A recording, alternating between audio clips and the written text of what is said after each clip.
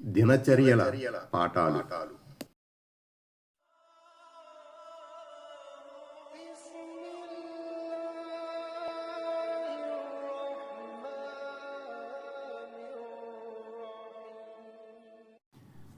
నలభై రెండు మోసం, దాని గురించిన హెచ్చరిక.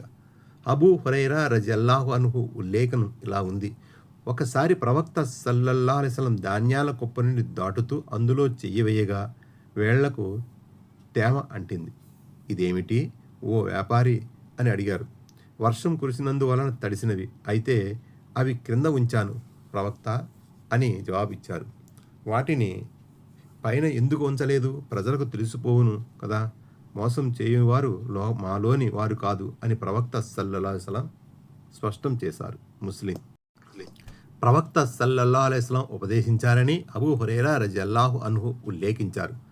మాపై ఆయుధాన్ని ఎత్తేవారు మాలోని వారు కారు, మమ్మల్ని మోసం చేయువారు మాలోని వారు కారు. ముస్లిం.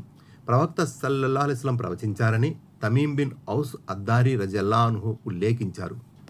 దీన్, చిత్తశుద్ధితో కూడిన శ్రేయోభిలాషకు మారుపేరు.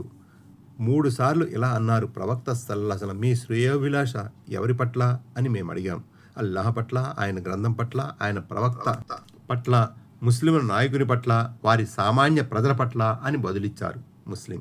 విశేషాలు: 1. ముస్లింలకు మోసం చేయుట నిషిద్ధం, అది పెద్ద పాపాలలో ఒకటి.